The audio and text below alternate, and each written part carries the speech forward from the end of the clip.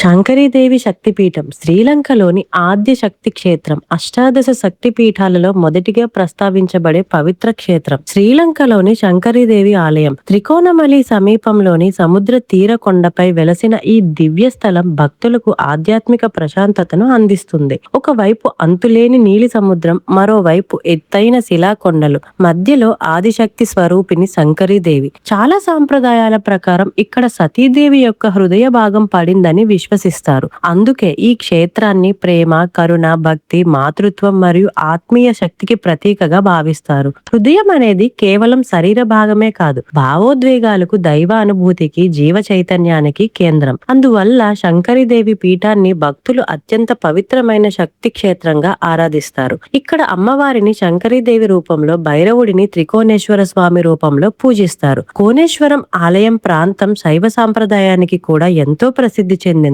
శివశక్తుల సమైక్య తత్వం ఇక్కడ ప్రతి రాయిలో, ప్రతి అలలో కనిపిస్తుందని భక్తులు నమ్ముతారు. శ్రీలంకలోని శంకరీదేవి ఆలయం అష్టాదశ శక్తి పీఠాలలో మొదటిది కావడమే కాకుండా ప్రపంచంలో మరే ఇతర ఆలయానికి లేని కొన్ని అద్భుతమైన ప్రత్యేకతలు మరియు మిస్టరీలను కలిగి ఉంది. ఈ ఆలయానికి మాత్రమే ఉన్న ఆ యూనిక్ స్పెషాలిటీ మరియు మిస్టరీ ఏంటో ఇప్పుడు చూద్దాం. ప్రపంచంలోనే ఏకైక రావణ ప్రవచనం కలిగిన ఆలయం. సాధారణంగా ఏ ఆలయానికైనా వెళ్తే అక్కడ దేవుడి పురాణాలు లేదా భక్తుల కథలు ఉంటాయి. కానీ ప్రపంచంలో రావణుడు స్వయంగా శివుడిని స్తుతిస్తూ చెక్కిన శిలాశాసనాలు మరియు స్తోత్రాలు కలిగిన ఏకైక శక్తిపీఠం ఇది. రావణుడు ఇక్కడ శివుడిని మెప్పించడానికి తన తలలను కోసి అర్పించాడని, అప్పుడు దేవి తన హృదయ స్థానంలో కరుణతో అతడిని కాపాడిందని చెబుతారు. అందుకే దీనిని హృదయపీఠం అంటారు. ఇక్కడ రావణుడి భక్తికి సంబంధించిన ఆనవాళ్లు ఇప్పటికీ కనిపిస్తాయి. రెండవది రావణ వెట్టు, అంత చిక్కని లోయ. ఈ ఆలయం ఒక భారీ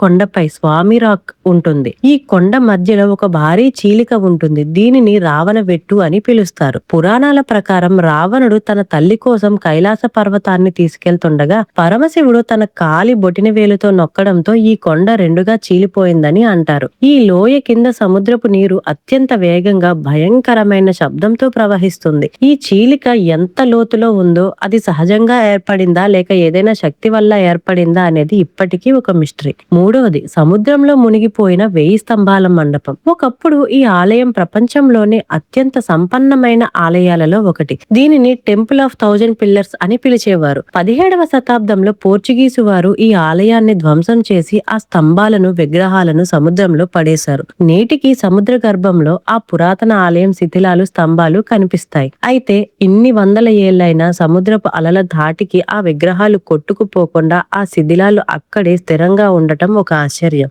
నాలుగవది లోయ అంచున ఉండే లవర్స్ లీప్. ఆలయ ప్రాంగణంలోనే ఒక ఎత్తైన శిఖరం అంచు ఉంటుంది. దానిని లవర్స్ లీప్ అని పిలుస్తారు. ప్రపంచంలో మరే శక్తి పీఠం కూడా ఇంతటి భయంకరమైన సముద్రపు లోయ అంచున ఉండదు. ఇక్కడి నుండి చూస్తే హిందూ మహాసముద్రం నీలి రంగులో అద్భుతంగా కనిపిస్తుంది. ఇక్కడ గాలి ఎప్పుడూ ఒక వింతైన శబ్దంతో వీస్తుంది. స్థానికుల ప్రకారం ఆ శబ్దం దేవి తన భక్తుల బాధలను వింటున్నప్పుడు చేసే నిట్టూర్పు అని నమ్ముతారు. ఐదవది గాలిలోనే తేలియాడే శంకరీదేవి విగ్రహం. ఇది చరిత్ర ప్రకారం, పురాతన గ్రంథాల ప్రకారం అసలైన శంకరీదేవి విగ్రహం ఎటువంటి ఆధారం లేకుండా గాలిలో తేలుతూ ఉండేదని, మ్యాగ్నెటిక్ లీవియేషన్ లేదా ప్రాచీన సాంకేతికత కావచ్చు. కొన్ని కథల ప్రాచుర్యంలో ఉన్నాయి. అయితే ప్రస్తుతం ఉన్న ఆలయం పునర్నిర్మించినది. రావణుడి భక్తికి సాక్ష్యంగా నిలవడం, సముద్ర గర్భంలో దాగి ఉన్న 1000 స్తంభాల చరిత్ర మరియు సముద్రపు లోయ అంచున ఉన్న భౌగోళిక వింత, ఇవే శంకరీదేవి ఆలయానికి మాత్రమే ఉన్న అరుదైన ప్రత్యేకతలు.